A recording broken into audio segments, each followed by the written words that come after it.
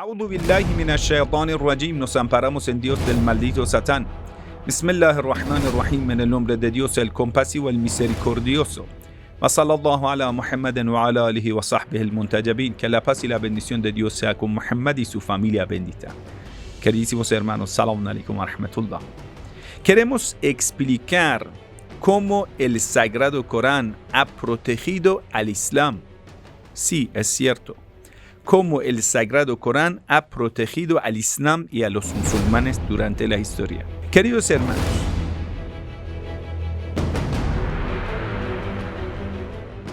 una religión, para que sea una religión verídica, auténtica de parte de Dios, necesita poder presentarse primero para los creyentes y en segundo lugar para no creyentes. Cuando usted va a ver y hace esa pregunta, ¿por qué el Islam es una religión auténtica y la única religión auténtica? Entonces, usted debería presentarme una forma, un camino, que esa forma sea única, que nadie más pueda desafiar al Sagrado Corán. Para que tengas una idea más clara, por ejemplo, cuando vamos a donde la cristiandad y preguntamos cómo y por qué ese camino es correcto, ellos dicen, mira, San Pablo, el fundador de la cristiandad, él ha tenido una experiencia, una visión y que Jesús le dio una misión. Entonces, a partir de eso empezó a enseñar lo que él sabía. ¿De dónde lo sabía? No hay argumentos. ¿Quién le enseñó todo eso?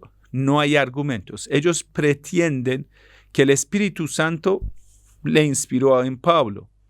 Entonces, la gran parte del libro, de los libros de los cristianos que son, por ejemplo, el Nuevo Testamento, en gran parte son de Pablo y los discípulos de Pablo. 13 cartas de Pablo y Lucas, que era un discípulo de Pablo, Evangelio de Lucas, Hechos de los Apóstoles, y hasta aquí son 15 libros. Y también si aceptamos que ese Juan, que era de los años 100 a 115 después de Cristo, necesariamente debería ser un apóstol de Pablo por sus ideas, la forma que plantea la idea, todo eso, que insiste que Jesús fue Dios. En el comienzo era palabra, palabra era de Dios y palabra era Dios, logos, Jesús. Entonces, con la teología presentada por Juan, y dicen muchos sabios bíblicos, dicen este Juan no fue el Juan apóstol de Jesús, sino fue Juan apóstol de pensamiento de Pablo, un seguidor del pensamiento de Pablo. Entonces aquí contamos con las obras de Juan, que es Evangelio de Juan, también 3 cartas de Juan y más el libro de Apocalipsis de Juan. Entonces 5 libros más, con 15 libros son 20 libros, de 27 libros del Nuevo Testamento son de Pablo. Y prácticamente la cristiandad, muchos lo consideran como una religión paulina. Entonces todo está basado en una visión sin argumentos. ¿Quién es el testigo que Pablo ha tenido esta visión? Nadie, solo Pablo. ¿Quién lo ha contado para nosotros? Solo Pablo. Incluso en el libro de los Hechos de los Apóstoles, cuando Lucas lo va a contar para nosotros, Lucas, ¿de dónde está contando esa visión? De Pablo. Entonces nosotros tenemos aquí a una persona farisea, un impostor fariseo, y ya ha inventado una religión. Entonces usted va a ver que fácilmente fueron desafiados todas las enseñanzas de Pablo desde el comienzo. Entonces usted va a ver que desde el comienzo los arrianos estaban en contra de Pablo, gran parte de los europeos que estaban en los vandales, los visigodos, los godos, muchos, las tribus alemanas, incluso en el año 410, si no me equivoco, ellos retomaron a la Roma y sometieron a Papa. Imagínense, que decir, no pudieron convencer. Entonces, durante la historia, los cristianos, ya que no podrían convencer a sus enemigos, tuvieron que someterlo a las hogueras. ¿Por qué? Porque no tenían alguna lógica para presentarse. Entonces hacían todo lo posible para imponer sus ideas. Y por eso usted va a ver que la iglesia es tan débil delante de las discusiones lógicas, porque su fundamento es débil, basado en las enseñanzas de Pablo. Y peor que eso son las enseñanzas judaicas que vienen de los sacerdotes después de la segunda construcción del templo. Imagínense. Unos 8 siglos después de Moisés empiezan a recién escribir y recolectar las enseñanzas de Moisés. Aquí los primeros fragmentos del Antiguo Testamento, Tanaj, van a tomar forma de libro. Entonces, todo el mundo sabe que ni se puede confiar en un libro que 8 siglos después de Moisés ha sido formado por 2 sacerdotes, Esdras y Nehemías. Incluso algunos lo van a cuestionar, dicen, ni el libro de Esdras y Nehemías, el verdadero, auténtico, no está en nuestra mano, y lo que está son obras que recopilaron las obras originales en el tiempo de los Mocábides, 150 años antes de Cristo. Quiere decir, estamos hablando de 12 siglos después de Moisés. Imagínense, un cambio total de las enseñanzas de Moisés, incluso en el texto original de hoy. El texto que aquí está en nuestra mano, en Deuteronomio dice que Moisés murió en otro lado del río. Ahí murió Moisés en otro lado del río. Quiere decir, el escritor no es Moisés. Quiere decir, el libro ahora es un testigo que el escritor no es Moisés. Y muchas veces tiene esa palabra, hasta nuestro tiempo. Y cuando habla de las tribus, dice, eso pasó a ellos y hasta en nuestro tiempo por ejemplo, moabitas son así, los estos son así. Quiere decir que es una persona en las fechas mucho más posteriores que el tiempo de Moisés. Bueno, ya que hemos sabido, entonces ni los judíos van a estar dispuestos a entrar en las discusiones con los no creyentes y generalmente van a aceptar de alguna u otra forma que los creyentes toman esa religión como una tradición. Y usted va a ver hoy en día gran parte de los judíos son ateos. Que los ortodoxos son una minoría. Gran parte de los judíos o son reformistas, que tienen una visión demasiado liberal, que sí prácticamente no cumplen halajá, la ley. Y otra, que es decir, una minoría de los judíos ahora se quedan como ultraortodoxos, que son muy, muy rigurosos al respecto de la ley judaica. Y gran parte de los librepensadores, los científicos, son ateos. Usted busca ateos judíos. Einstein es un ateo judío que no cree en Dios. Según ellos lo describen así a Einstein. Pero yo no quiero tanto.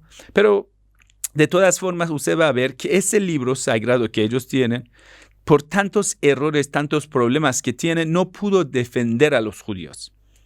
Ni el Nuevo Testamento no pudo defender a los cristianos. Y libros de otras religiones, prácticamente lo que tenemos son muy manipuladas. Por ejemplo, de los zoroastrianos, tienen varios libros. Y después, cuando Alejandro atacó a Irán y quemó a Persépolis, se dice que se eliminó las versiones de Avesta, el libro de Zaratustra.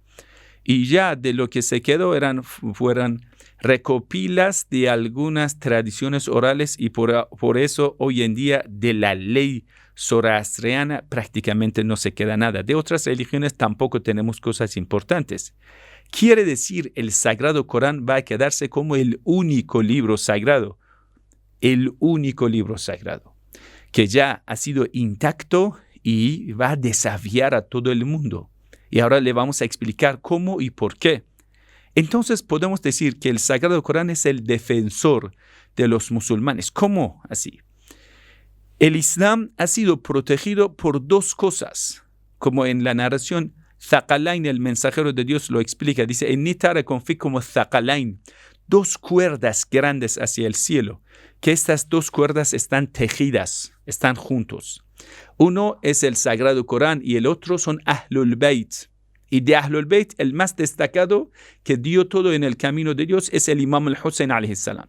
Entonces, si usted me pregunta cómo el Islam sigue vivo hasta nuestro tiempo y sigue como un modelo de la vida, y hoy en día el único el único gobierno con una religión al mando es el Islam en la República Islámica de Irán. Quiere decir, todas las otras religiones se rindieron. Dijeron, sí, aceptamos que somos débiles y ya se sometieron delante del secularismo. Secularismo significa que esa religión no puede gobernar el Estado por muchas malas experiencias, por la lucha que han tenido en contra del intelecto. ¿Por qué van a reprimir al intelecto? Porque no son intelectuales, porque no son de parte de Dios. Son puras cosas inventadas por intereses de los seres humanos, una vez por interés de fulán rey, una vez por interés de Constantino, una vez por interés de la Iglesia Católica y después por interés de cada uno de los impostores, fundadores, profetas falsos de diferentes sectas. Entonces usted va a ver que siempre estas supuestas religiosidades, estas religiones inventadas por los seres humanos han luchado en contra de dos cosas, en contra de la ciencia, en contra del intelecto. Y la ciencia y el intelecto son dos fundamentos grandes, importantes para poner un gobierno, para formar una civilización. Usted no puede pensar en una civilización sin tener el intelecto al mando, sin utilizar el intelecto, sin utilizar la ciencia y la tecnología. Debido a que estas religiosidades, para mantenerse vivo, tenían que someterse delante formas muy tercas, muy cerradas, es que van a acallar a todos sus enemigos, a todos los rivales, y no pueden tener una discusión clara y justa.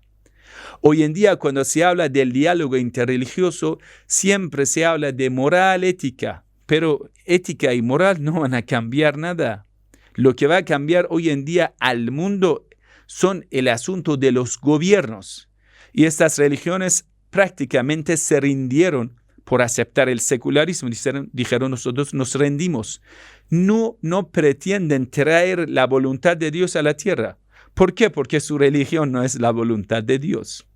Porque por una obra hecha por un hombre en 14 siglos, no sé, un hombre de 10 siglos, de 15 siglos, de 5 siglos atrás, no se puede con este libro, que es obra de los seres humanos de 2000 años, no se puede manejar un gobierno de forma intelectual, excepto cuando ese libro sea pura revelación de Dios, Dios creador del intelecto. Entonces esa revelación coincida con la ciencia, con el intelecto. Entonces sí, esa religión puede seguirse vivo, pero eso también necesita tener un formato bien claro que sea defensible, que es decir, se pueda defenderlo de forma lógica para poder expandir esa idea. Entonces ellos dicen, el Islam es peligroso. ¿Por qué? Porque el Islam tiene una lengua lógica para convencer al mundo. Por eso usted va a ver, los científicos musulmanes nunca van a ser ateos. Gran parte de los científicos físicos, matemáticos, astrónomos, médicos, son los mismos filósofos musulmanes. Son las mismas personas que han dedicado la vida a estudiar el Sagrado Corán. Cuando más se estudia el Sagrado Corán, la ciencia, la intelectualidad, la filosofía se desarrolla más en el mundo islámico. ¿Por qué?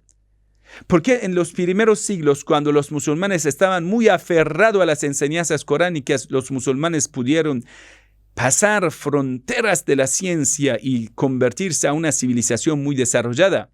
Porque el Islam afirma, porque el Sagrado Corán está al lado del intelecto. Incluso los maestros occidentales científicos, cuando vinieron a estudiar el Sagrado Corán, comparándolo con la ciencia moderna, con los hallazgos científicos, no estoy hablando de hipótesis que no afirmados, no. Estamos hablando de los hallazgos, con certeza. Entonces, esta parte de la ciencia que es de certeza, no la parte relativa de la ciencia de hoy, que son puras opiniones. No hablo de las opiniones de los científicos, hablo de los hallazgos claros científicos. Entonces van a ver que estos hallazgos coinciden con las enseñanzas del Sagrado Corán. Y eso es la parte más importante, queridos hermanos, que nosotros lo vamos a ver. Entonces, por ejemplo, un maestro se llama Maurice Bucaille, francés, científico, naturalista, un biólogo. Entonces él hizo como unos 30 años de investigación sobre las enseñanzas podemos decir, del Sagrado Corán, las enseñanzas de la Biblia, comparándolo con la ciencia de hoy. ¿Sabe cuál era la conclusión después de 30 años de estudio? Maurice Bucaille dijo: Ashhadu an la ilaha illa Allah. Doy testimonio que no hay divinidad más que Allah. Wa ashhadu anna Muhammadan Rasulullah. Doy testimonio que Muhammad es el mensajero de Dios. Sí, queridos hermanos, se convirtió al Islam. Hay un pastor sionista en América Latina, pero tiene una palabra muy sabia, muy sabia. Dice: cuidado, hermanos. Eso lo dice a sus corderos en su iglesia. Es un pastor, ¿no? Dice: cuidado, que no vayan a acercarse a los musulmanes. Esto es una palabra muy sabia. Ese pastor es un maldito sionista, pero la palabra que dice es muy sabia. Dice: mucho cuidado por no acercarse a los musulmanes y no escuchar a ellos. ¿Por qué? Dice: en cuanto tú decides hacer convertir a un musulmán a la cristiandad, el musulmán está en el camino de la vuelta. Quiere decir, en cuando tú decides acercarte a los musulmanes te han hecho convertir al Islam. Te acercas, ¿qué significa? Significa, mira, el Islam tanto coincide con tu intelecto, con tu conciencia, el camino tan puro, tan perfecto, solo acercándote, incluso con la intención de hacer convertir e evangelizar a los musulmanes. El resultado es que ellos te van a convertir. ¿Por qué? Porque ellos saben la herramienta que está en la mano de los musulmanes es el Sagrado Corán y el Imam Hussein. Son dos cosas. Ahlul Bayt. Nosotros los musulmanes tenemos arma más poderosa del mundo, que es el intelecto. Que utilizamos el intelecto, interpretando todo, viendo al mundo de una forma intelectual, sabia, espiritual. El Imam Khomeini, el hombre más místico de su tiempo, muy místico, un aref perfecto, es el hombre más político y es jurisconsulta y él es el gran intérprete del Sagrado Corán. ¿Cómo puede ser? Místico y filósofo. ¿No han escuchado esa anécdota de Avicena? Cuando en su tiempo dijeron: vamos a visitar a un místico, que era uno de los místicos más famosos del tiempo de Avicena. Entonces, los alumnos de Avicena dijeron: vamos a hacer un encuentro entre Avicena y ese gran místico famoso. Lo hicieron. Entonces Avicena, detrás de las puertas cerradas, empezó a hablar con ese místico. Avicena, un gran filósofo, un gran médico, un gran hombre intelectual, sin duda. Un gran científico. Avicena, hasta como un par de siglos se estudiaba. Hasta hoy en día se estudia los libros, como el libro Qanun, que ya es de Avicena, se estudiaba en Occidente. Entonces, queridos hermanos, ¿sabe cuál era el resultado? Cuando le preguntaron a Avicena, ¿qué has encontrado en ese gran místico? Avicena dijo: todo lo que yo había concluido de forma intelectual, esa persona lo había visto, lo había tenido estas visiones en el mundo real. Quiere decir, de una forma intuitiva, ese hombre iluminado, místico, había conseguido todas esas enseñanzas intelectuales en el mundo real. Quiere decir, todo lo que él con el intelecto había llegado a Avicena, el sabio místico lo había conseguido en el mundo real, con el misticismo, con la pureza espiritual. Cuando preguntaron al místico: ¿qué has visto en Avicena?, dijo: todo lo que yo había visto a través del misticismo en el mundo real, todo lo que había conseguido del conocimiento. Este ciego, refiriendo a Avicena, este ciego con su bastón de intelecto lo había llegado. Todos los lugares que yo con mi viaje espiritual había llegado, este ciego, le dice ciego porque Avicena no es místico que haya visto, haya experimentado esto. Con su intelecto había llegado a todos los grados. de conocimiento espiritual. Entonces, con su intelecto había llegado a todos esos lugares. Por eso usted va a ver en el Islam, cuando una persona es intelectual, va a ser más creyente, más religioso. En Irán, por ejemplo, los científicos nucleares, físicos, matemáticos son personas que en el rezo son mejor, en el ayuno son mejor. Es interesante. En Irán, usted va a las universidades, la parte más religiosa de las universidades son la parte más científica. Al contrario, donde estudian las ciencias humanas occidentales, como la sociología, como la psicología, ciencias, yo les llamaría ciencias seculares del occidente. Todas esas ciencias secularizadas del occidente que están en contra de la humanidad, yo les llamaría así. ¿Por qué? Porque van a describir al ser humano un tipo separado de Dios. Es como usted va a separar un celular de su cargador, se apaga.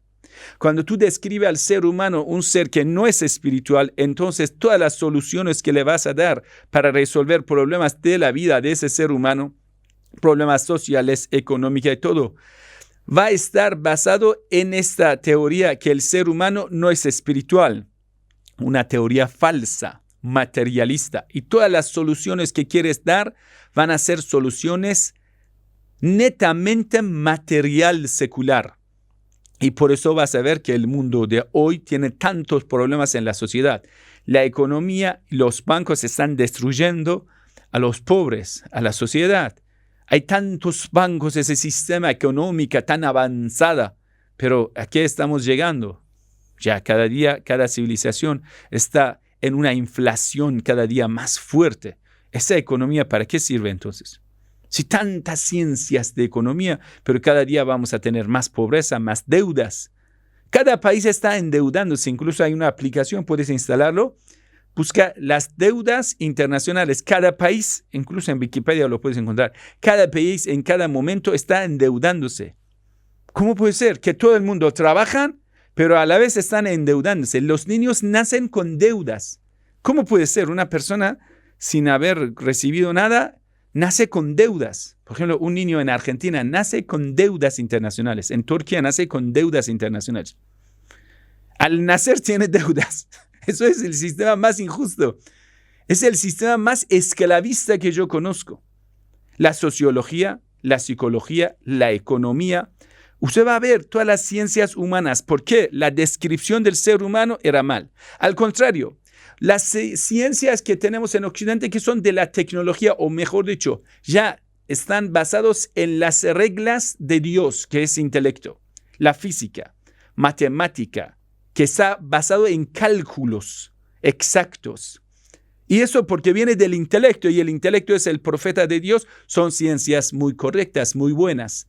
Y así yo le dije en las universidades iraníes es así. Cuando vas a ver una persona estudia, por ejemplo, los médicos iraníes, muchos médicos son muy creyentes, son de las personas muy, muy religiosas. ¿Y eso por qué?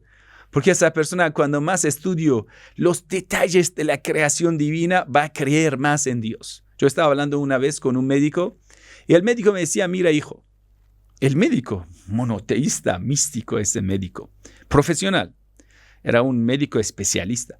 Me dijo, mira hijo, es cierto que nosotros los médicos intentamos dar cura a través del medicamento, pero hay que tener en cuenta el cuerpo que Dios te ha dado es súper inteligente. Muchas veces los medicamentos no son los que te van a curar. Es el sistema tan avanzado, desconocido por nosotros, que esto le va a curar. Por ejemplo, cuando te rompe un hueso, es un sistema súper inteligente. Pregúntalo de un médico, te lo va a explicar. Cómo las células inteligentes del cuerpo vienen reconociendo dónde está roto, cómo recuperarlo, y ellos empiezan a trabajar y van a hacer huesos en donde ya se rompió el hueso. ¿Cómo lo va a entender? O cuando te van a rascar una parte del cuerpo por una operación, cirugía, cosa, el mismo cuerpo de forma inteligente va a cicatrizarlo. ¿Cómo ese cuerpo tan avanzado Y muchas otras cosas, que quiere decir el cuerpo, si no lo vayas a deformar por mala alimentación, por químicos que consumes, por medicamentos que deforman el cuerpo y montones de otras cosas, que nosotros estamos dañando esa creación perfecta de Dios. Si lo dejas al estado natural, y mucha gente ahora dice, nosotros optamos por la vida sin consumir medicamentos químicos, sin consumir productos manipulados, vamos a utilizar productos orgánicos, naturales de Dios. Entonces dicen, vamos a tener la vida más sana. Imagínense, entonces el médico reconoció que la obra de Dios es perfecta. Bueno, volvamos al tema. Entonces, cuando los musulmanes ya siguieron con las enseñanzas de su protector, que es el Sagrado Corán, y el intérprete del Sagrado Corán, que es el Imam Hussein y el Imam Ali, Ahlul Bayt, lo que el mensajero de Dios dice, estas dos cuerdas ya han llegado del cielo. Mientras tanto están agarrando a ellos, no van a ser desviados.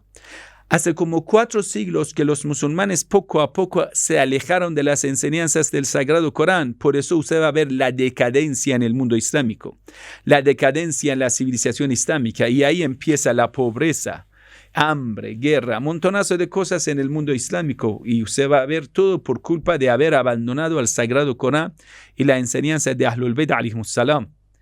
Y Irán, un país que ya ha vuelto a las enseñanzas del Sagrado Corán, yo no digo por todo, yo digo por unos porcentajes.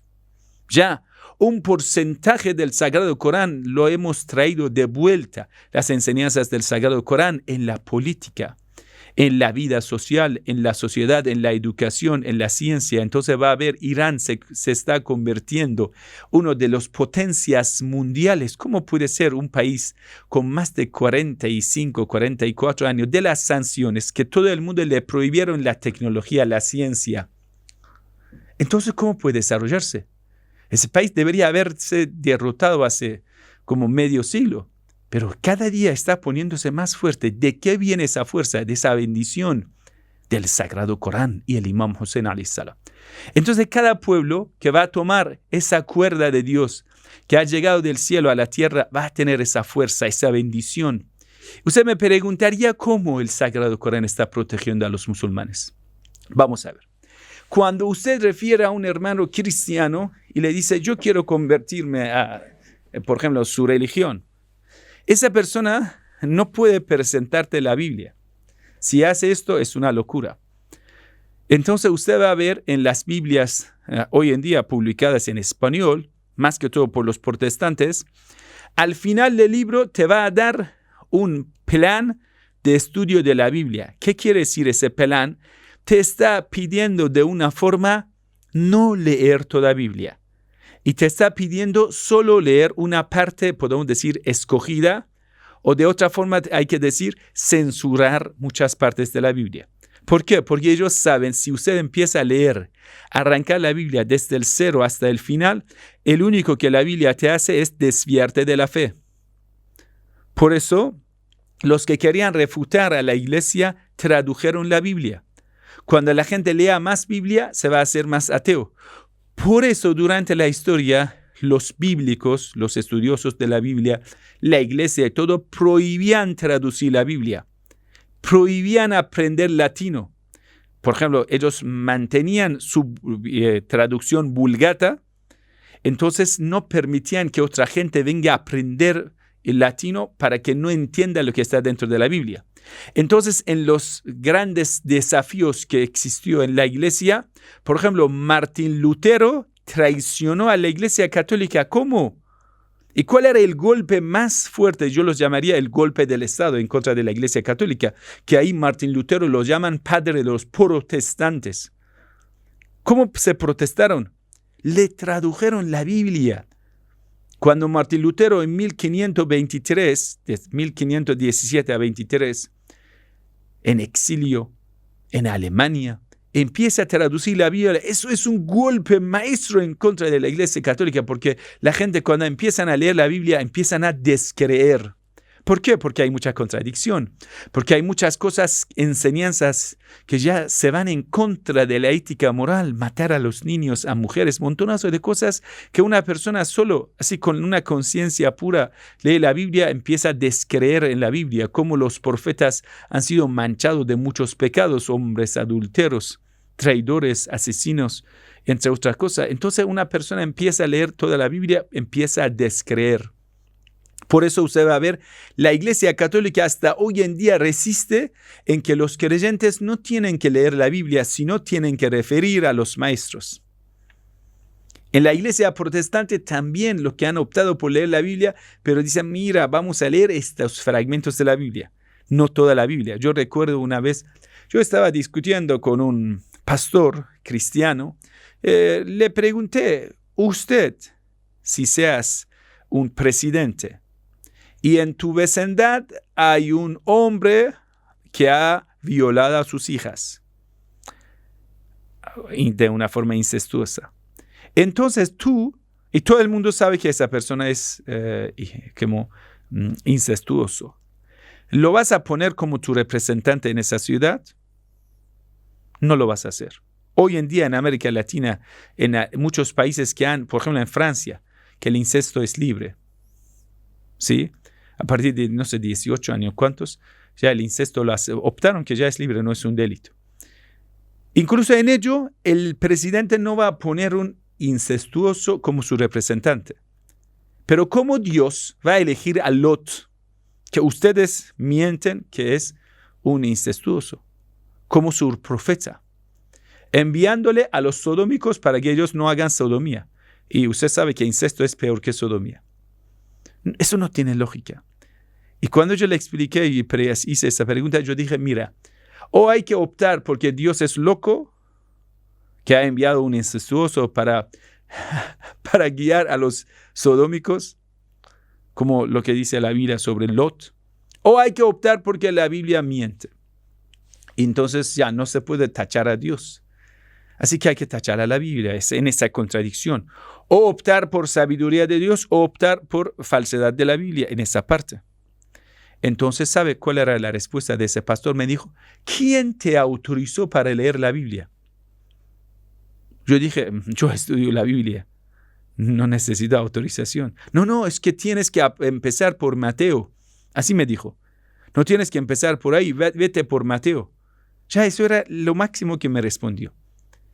Entonces usted va a ver que ya ellos, que eso es el pacto antiguo, que no hay que leer el pacto. Vamos a ver. Entonces, si usted va a ver, durante la historia, los cristianos y los judíos han sido defensores de la Biblia. La Biblia no ha defendido a ellos, porque la Biblia es tan débil que no lo puede defender. Pero al contrario, durante la historia, el Sagrado Corán ha sido defensor de los musulmanes. El camino del Imam Hussein ha sido defensor de nosotros. ¿Sabe por qué? Te lo voy a explicar. El Sagrado Corán es un libro del milagro y ahora te lo voy a explicar cómo y cuáles han sido los aspectos milagrosos del Sagrado Corán. Y el Imam Hussein, que nos está dando el ejemplo, el modelo de la vida.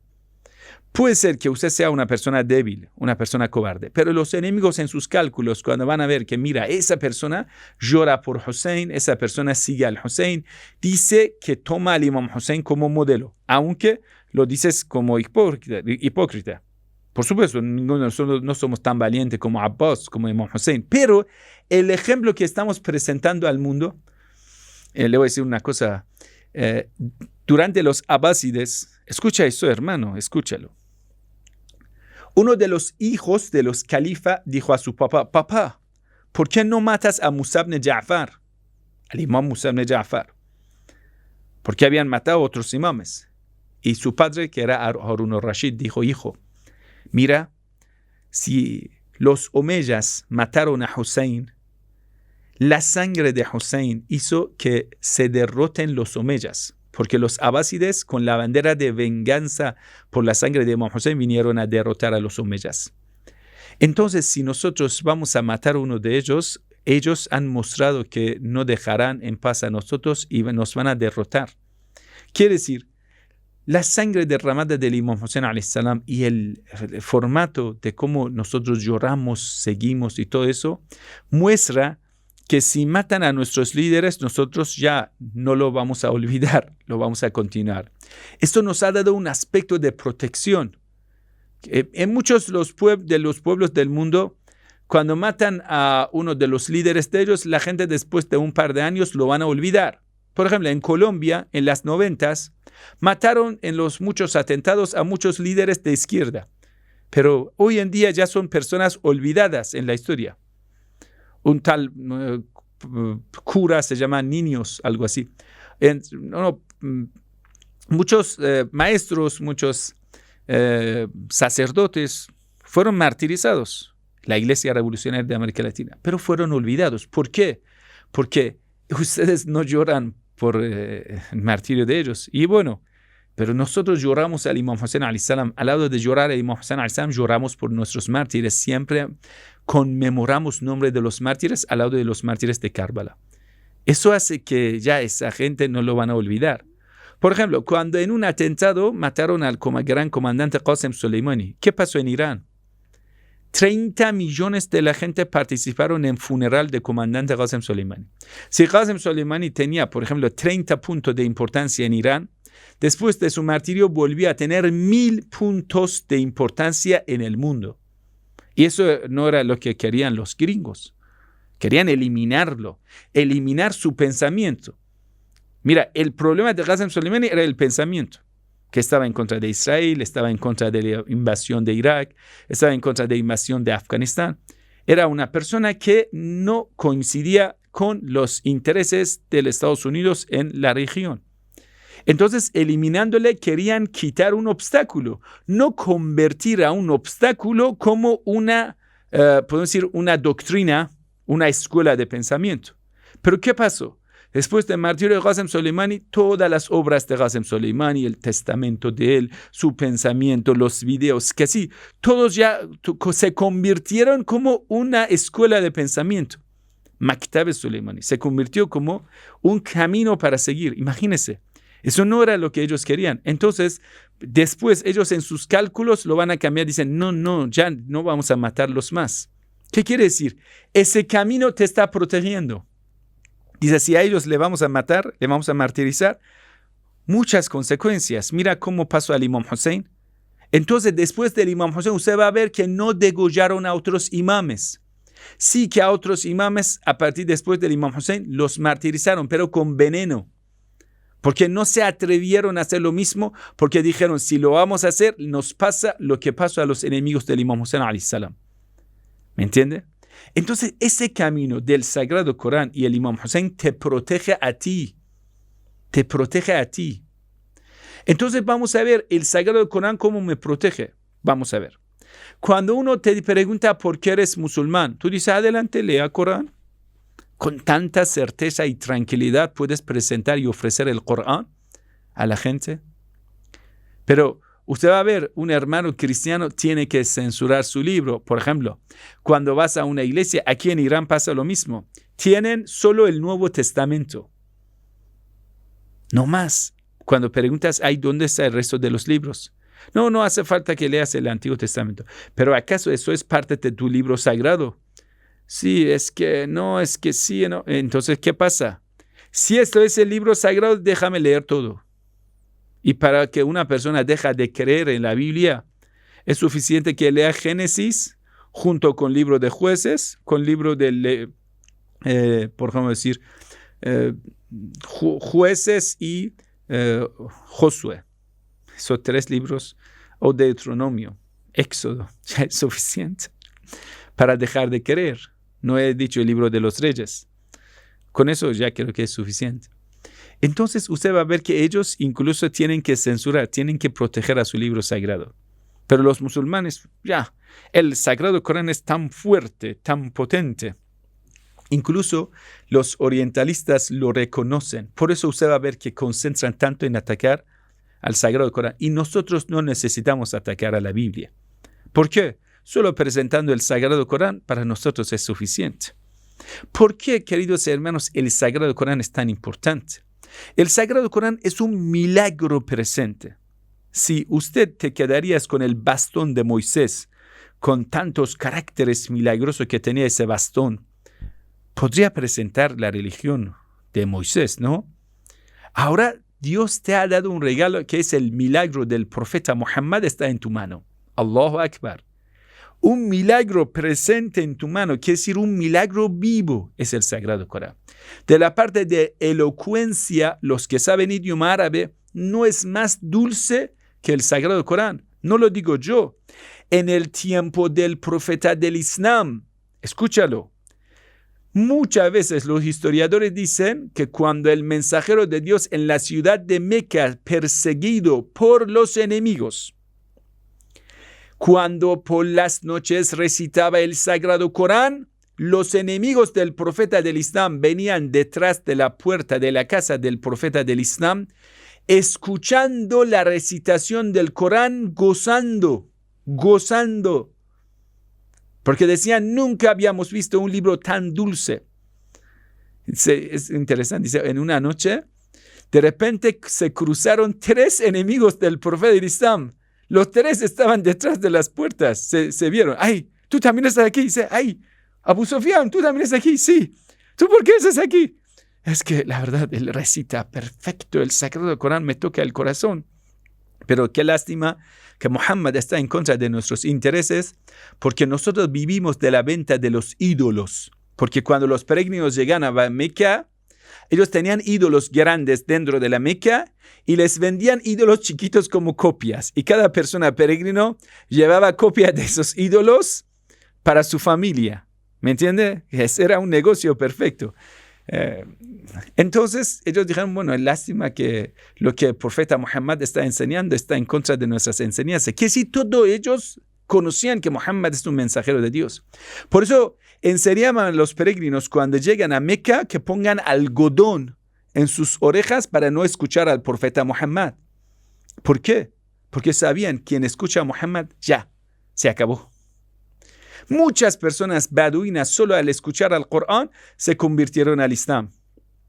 El Sagrado Corán, más de la elocuencia y la belleza, algunos dicen poética, pero no es poesía.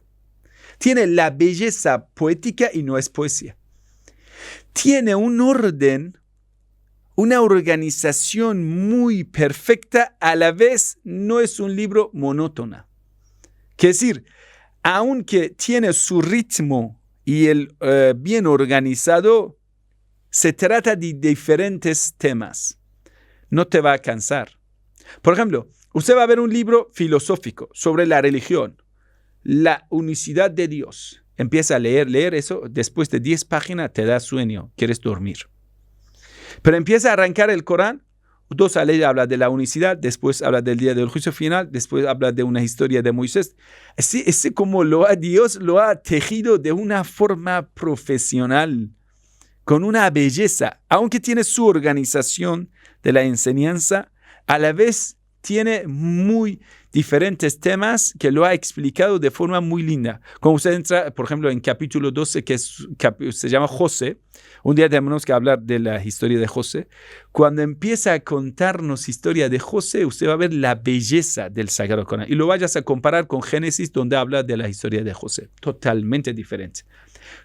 Por ejemplo, para mí, uno de los placeres que les voy a confesar, uno de mis placeres de mi vida es que voy a poner cinta del Sagrado Corán en mi coche. Por Dios lo gozo, porque entiendo árabe y es como que estoy volando en el cielo. Me siento como un regocijo, la belleza, cómo Dios lo ha explicado las cosas de una ternura especial. Durante un tiempo yo trabajaba con los canarios y todo eso. Cuando yo iba a trabajar ponía cinta de Corán. Por ejemplo, tal vez en un día 2 veces escuchaba todo el Corán, porque recitaba rápido en 8 horas, entonces recitaba todo el Corán. Entonces 2 veces 16 horas escuchaba 2 veces el Corán. Era profesional, excelentísimo cómo hablan los profetas de Dios, y esto te toca al corazón. Y otra cosa que te ayuda a entenderlo mejor es que el Sagrado Corán no es como la Biblia, de escritores desconocidos en las fechas desconocidas y muchas otras cosas. El Sagrado Corán ya se sabe de dónde viene. Es de Dios. ¿Por qué es de Dios? Porque no tiene escritor. El profeta Muhammad era ummi. no había estudiado en ningún lado. Entonces, ¿de dónde viene tanta sabiduría? No puede ser sino de parte de Dios. Y más que todo, cuando entras en la parte que el Sagrado Corán habla de las cosas, profecías, predicciones que se cumplieron. Entonces eso te da certeza que sí es un libro de Dios. Y muchas cosas de los pueblos anteriores de nosotros, ¿qué ha pasado a ellos? Te responde las preguntas. Quiere decir, usted está sentado en la clase de un maestro que se llama Allah, se llama Dios. Y son palabras muy bellas. Cuando usted, por ejemplo, está leyendo la Biblia, ya tiene cosas buenas, tiene palabras de Dios. Ojo, no decimos que toda la Biblia ya son malas cosas. No. El problema de la Biblia es que las palabras de Dios han sido mezcladas con palabras del ser humano, han sido mezcladas con palabras de los sacerdotes. Es decir, echaron veneno en ese jugo de Dios. El jugo principal era de Dios, pero metieron cosas, ahí ocultaron cosas y agregaron cosas. Eso es el problema, por eso no es de confianza. Usted ya quiere, podemos decir, amar a la Biblia, empieza a escuchar. Yo lo hice con la Biblia también. En cuando vienes, de repente te choca con la historia de, por ejemplo, un profeta como Lot. Llegas y continúas, estás gozando la relación de David con Dios, de repente te choca con la historia de Betsabe. Quiere decir, en cuando tú quieres continuar con la Biblia, gozando la Biblia, de repente te llega como un choque, como te va a martillar. Y eso te deja sin reaccionar. ¡Ay, Dios mío, qué es esto! No lo pude aguantar. ¿Cómo puede ser que un profeta de Dios haga tal cosa? Entonces te destruye la Biblia, destruye la fe, te hace duda. Por eso el Sagrado Corán no te trae dudas. ذَلِكَ الْكِتَابُ لَا رَيْبَ فِيهِ هُدًى لِلْمُتَّقِينَ. Ese libro, no cabe duda en ese libro. Ambigüedad no cabe en ese libro. Todo es de parte de Dios, perfecto.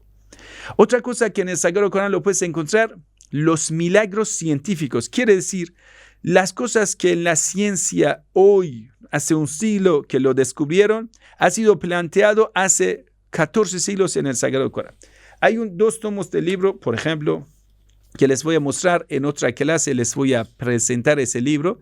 Se llama Milagros Científicos del Sagrado Corán. Empieza a hablar de lo que hoy en día se presenta como descubrimientos de la ciencia occidental, que hace 14 siglos que habían planteado en el Sagrado Corán. Muchas cosas de la naturaleza, la biología, de la creación, de las estrellas, nubes, sol, tierra. Y ahí usted va a ver, Dios mío, ¿cómo puede ser? Tantos milagros. Y ahí usted va a entender la profundidad del milagro de Dios. Y que el Sagrado Corán, desde el comienzo hasta el final, se coincide. No hay contradicciones. Entonces usted, cuando estudias más el Sagrado Corán, eso te va a atraer. Por eso usted va a ver que cuando ya no pueden refutar al Sagrado Corán, ¿qué hacen? Lo queman.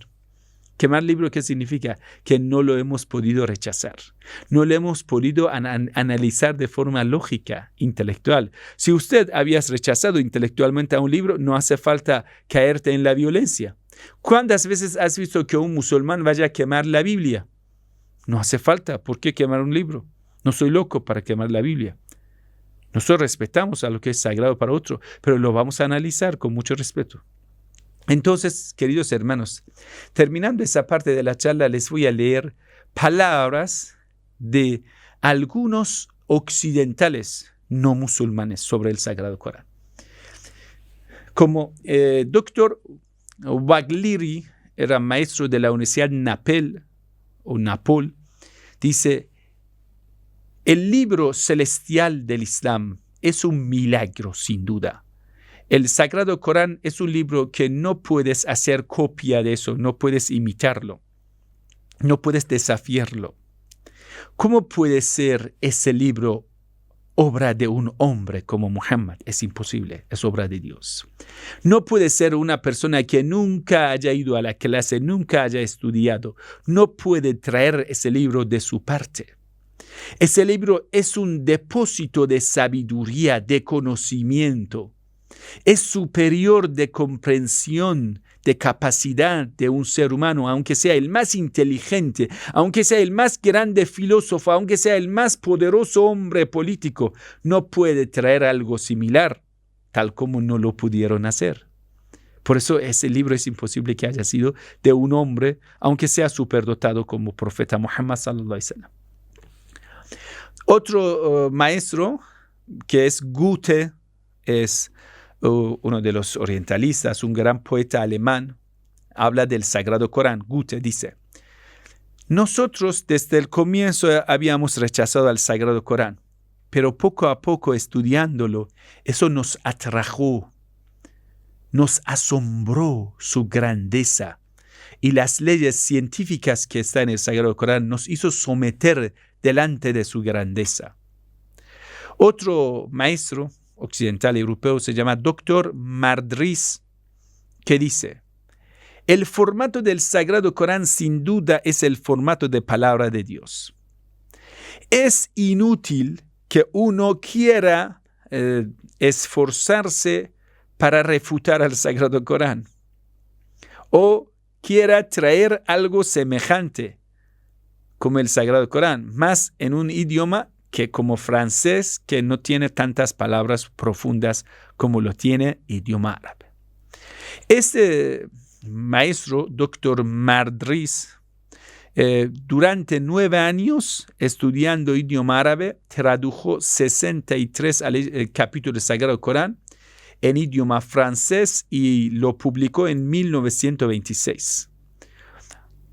Otro científico occidental, Jean Dion Portes, dice: el Sagrado Corán es tan puro, tan perfecto, que no necesita ninguna edición ni corrección. No es como la Biblia. Y es posible que tú puedas leer desde el comienzo hasta el final.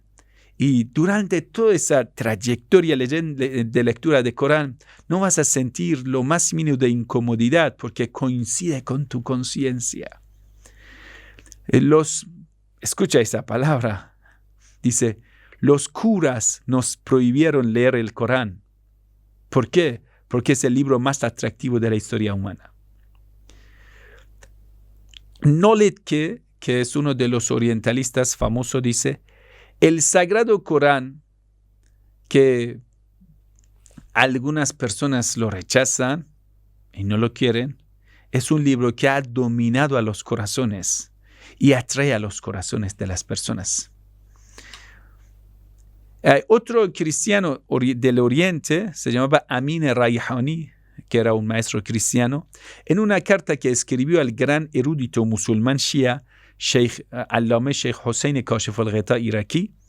Entonces en ese libro dice: ustedes dicen que el Sagrado Corán hace milagros, y eso realmente es cierto.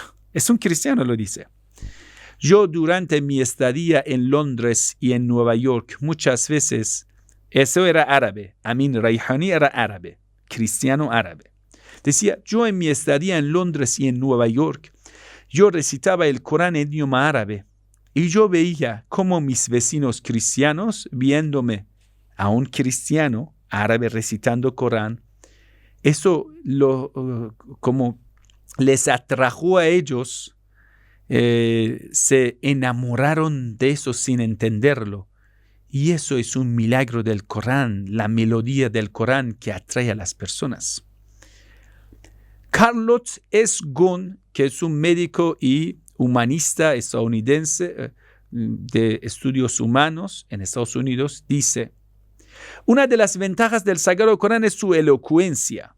Cuando se recita el Corán de forma correcta, para la persona que sabe idioma árabe y incluso para las personas que no saben árabe, eso le va a influenciar en esa persona, que es el Sagrado Corán es potente, te va a dominar y va a quedarse en tu memoria. Y eso es una de las cosas de melodía del Sagrado Corán. Otro escritor francés se llama Amin Birmingham, dice: el Sagrado Corán es un libro incomparable con cualquier otra obra. El Sagrado Corán, cuando habla de la vida del profeta del Islam, cuando lo vas a pensar, lo vas a estudiar bien, Esto te va a tocar a tu espíritu. Y es un milagro intelectual. Milagro intelectual.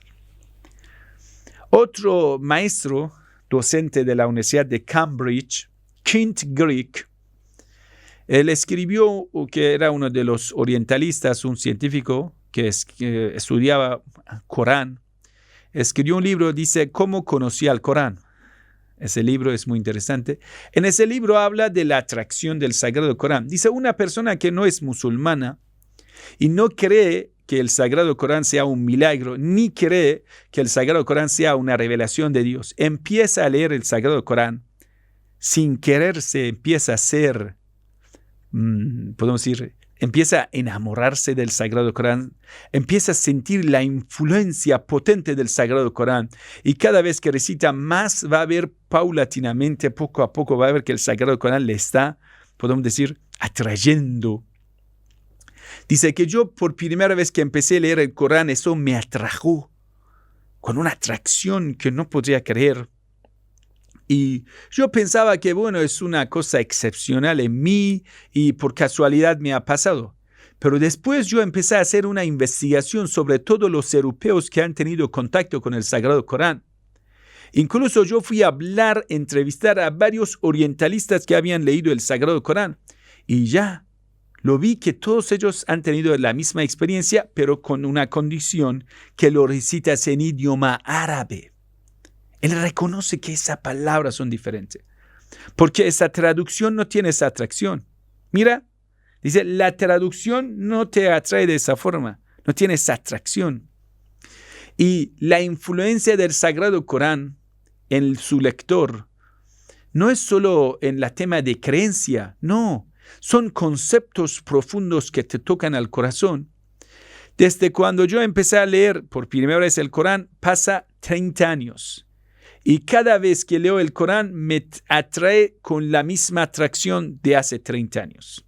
Es decir, siempre el Sagrado Corán me convirtió como un libro muy atrayente.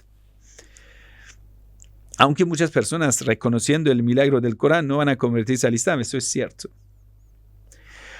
Es muy interesante cómo los orientalistas reconocen que el Sagrado Corán ha sido defensor de los musulmanes, y los musulmanes si desarrollaron en alguna etapa de la historia es gracias a cumplir con las normas del Sagrado Corán. Uno de los orientalistas se llama Jules Labou. Él, sobre el milagro científico del Sagrado Corán, dice: toda la ciencia y conocimiento que ha sido conseguido por los musulmanes es que los musulmanes han tomado ese formato de la vida, que son muy amantes de la ciencia y la tecnología, lo han tenido del Sagrado Corán. Y toda esa corriente de la sabiduría que llega de los musulmanes hacia la humanidad es gracias al Corán.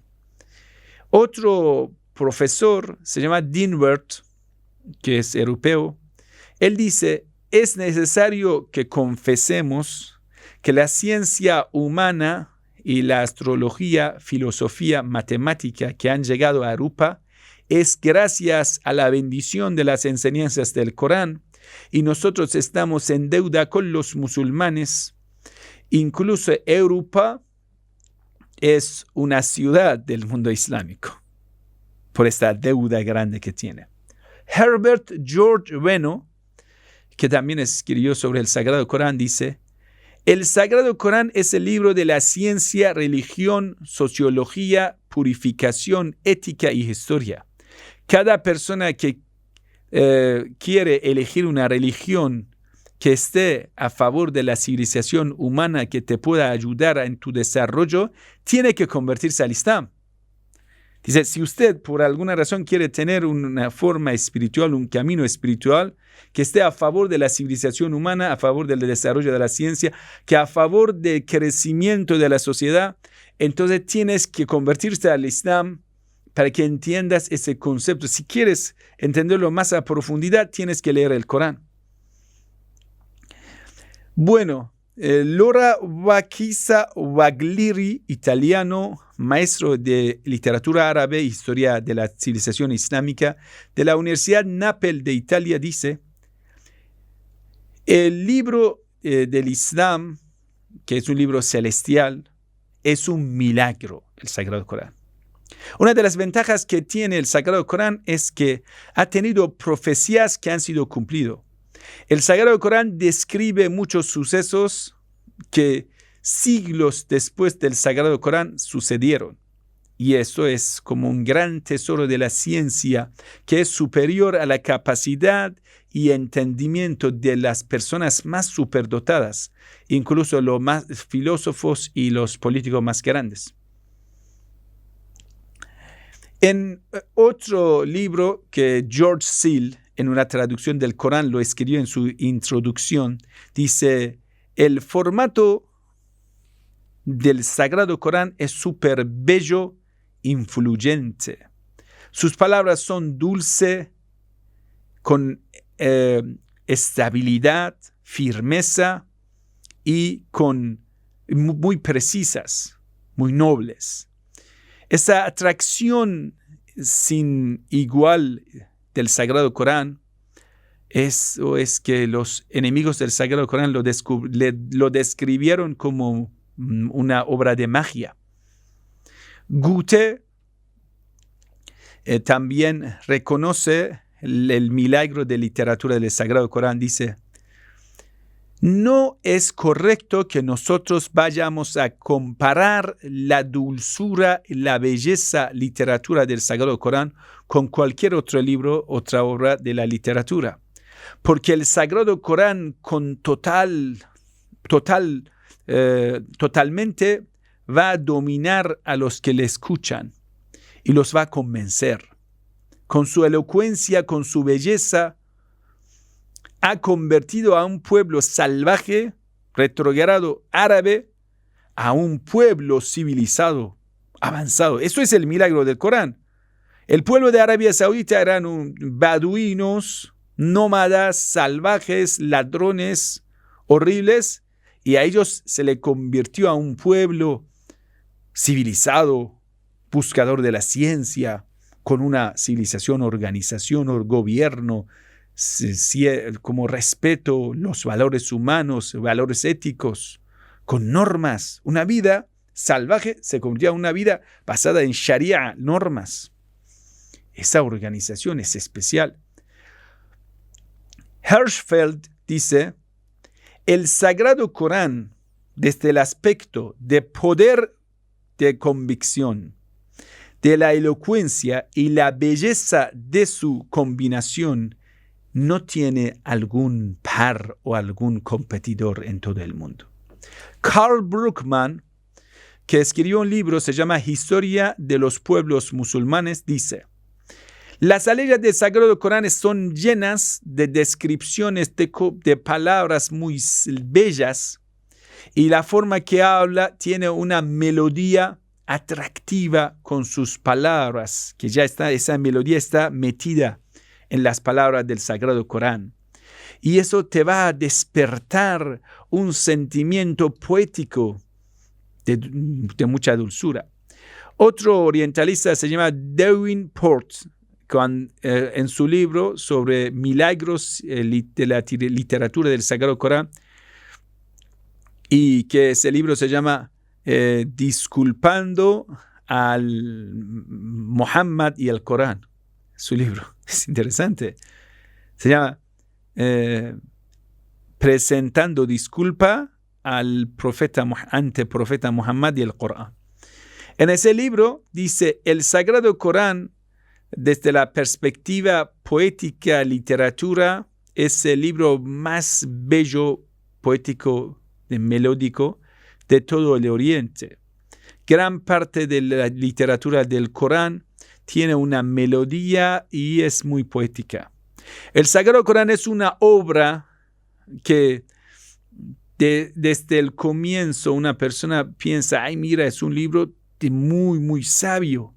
Pero cuando esa persona continúa leyendo el Sagrado Corán, va a ser atraído por la belleza del Sagrado Corán y hasta quedándose, pierde la voluntad, empieza a seguir el Sagrado Corán por la belleza del contenido. Bueno, la verdad que tanto que han hablado incluso los que ya no eran musulmanes, estamos leyendo palabras de los que no eran musulmanes, como Philip Hetty, que escribió Historia de los Árabes, de idioma árabe, él, cuando habla del Sagrado Corán, es una persona que es enemigo del profeta y el enemigo del Corán. Eso ya. Pero cuando habla del Sagrado Corán, dice, hay que tener en cuenta que solo por la bendición del Corán y ese gran milagro, que todos los dialectos árabes se convirtieron a unificarse. No se convirtieron como idioma romana, que ya se convirtió en distintos idiomas. Es decir, el Sagrado Corán protegió al idioma árabe. Eso, ¿por qué? Porque el Sagrado Corán es un libro influyente en la literatura. El Sagrado Corán es una melodía y una elocuencia perfecta, pero no es poesía. Es un enemigo del Sagrado Corán que reconoce que el Corán cuánta influencia ha tenido. Y es más interesante aún cuando vas a ver que personas como Thomas Carlyle reconoce que el Sagrado Corán es un milagro de conocimiento y del contenido. Él dice, la traducción del Corán a diferentes idiomas hace perder la belleza de árabe del Corán. Y una persona civilizada europea no puede entender la belleza del Sagrado Corán leyendo la traducción, como un árabe en árabe lo está recitando. Por ejemplo, un europeo leyendo las páginas de un periódico, claro y rápido lo puede entender. Y va a buscar muchas cosas, por ejemplo, entre los párrafos de un periódico. Pero buscando todo, solo va a encontrar algunas partes de un periódico que son útiles. Pero cuando usted va a leer el Corán, todo el Sagrado Corán es útil. Es decir, cada palabra tiene una sabiduría nueva. El Sagrado Corán en contra, aunque algunas personas no lo acepten, él dice. Algunas personas tienen un prejuicio en contra del Corán que es errado. Él dice. El Sagrado Corán es lleno de chispas de la luz, de la pureza del profeta Muhammad, que él en sus momentos de adoración íntimo con Dios lo recibe esa luz, ya porque sale del corazón de Muhammad y va a entrar en el corazón de la gente que lo lee. Y hemos dicho Maurice Bucaille, francés, John Newport, inglés, y entre otros orientalistas, aceptaron que el profeta Muhammad lo recibió por Arcángel Gabriel, y algunos de ellos también se convirtieron al Islam. Eso no se puede rechazarlo. Es interesante, queridos hermanos, que algunos enemigos del Sagrado Corán quisieron hacer copias para rechazar al Sagrado Corán, pero todos fracasaron. ¿Por qué? Porque el Sagrado Corán es un libro de Dios. El Sagrado Corán dice, si alguien puede traer un libro, un ejemplo, como el Sagrado Corán, ya vamos a aceptar que el Sagrado Corán no es de parte de Dios. Después el Sagrado Corán dice, mira, en ese desafío yo sé que no pueden traer un libro como el Sagrado Corán. Si el Sagrado Corán tiene 114 capítulos, dice, si puede traer 10 capítulos como los capítulos del Sagrado Corán, nos vamos a rendir. Dice, ya sabemos que no lo pueden hacer. Si todos los seres humanos y todos los jinn y todo lo que puedan conseguir como aliado van a aliarse para traer algo semejante al Sagrado Corán, no. Semejante a 10 capítulos del Sagrado Corán, no. Un capítulo como un capítulo del Sagrado Corán, que el capítulo más chiquito del Sagrado Corán es 5 frases. 5 frases, así chiquitito. Si pueden traer algo, un solo capítulo, como un capítulo del Sagrado Corán, nos vamos a rendir. Pasó 14 siglos de ese desafío del Sagrado Corán. Los árabes que sabían idioma árabe eran poetas, eran dominantes del idioma árabe, vivían del idioma árabe. No lo pudieron desafiar. Si ellos en el tiempo del profeta del Islam podrían desafiar el Sagrado Corán trayendo un capítulo como un capítulo del Sagrado Corán, nunca haría falta que vayan a empezar la guerra en contra del profeta del Islam. Decían, mira, escucha, aquí tenemos estas frases. Nunca lo pudieron hacer. ¿Por qué? Porque es un milagro de Dios y no se puede desafiar la voluntad y el poder de Dios en la tierra. Así que, querido hermano, sepa Si usted quiere continuar en el Islam, necesitas leer, aprender, profundizarte en el Sagrado Corán. Cuando más estés aferrado al Sagrado Corán y también al gran intérprete del Sagrado Corán, que son Ahlul Bayt y el Imam Hussein alayhi salam. Que decir, el Islam ha sido protegido por estos dos. En Itarakum fikum al-Thaqalain, Kitab Allah, el Sagrado Corán, el libro de Dios, wa itrati Ahl Bayti, y Ahlul Bayt del profeta del Islam, y el amor de Ahlul Bayt, que decir, la parte más importante es llorar para el Imam Hussein alayhi salam. Cuando lo vas a juntar, entonces usted va a ver cada día vas a tener la fe islámica más profunda en tu corazón y vas a convertirte como un difusor del Islam. El camino aquí está. Que Dios le bendiga. Assalamu alaikum wa rahmatullahi wa barakatuh. Que la paz y la bendición de Dios sea con todos ustedes.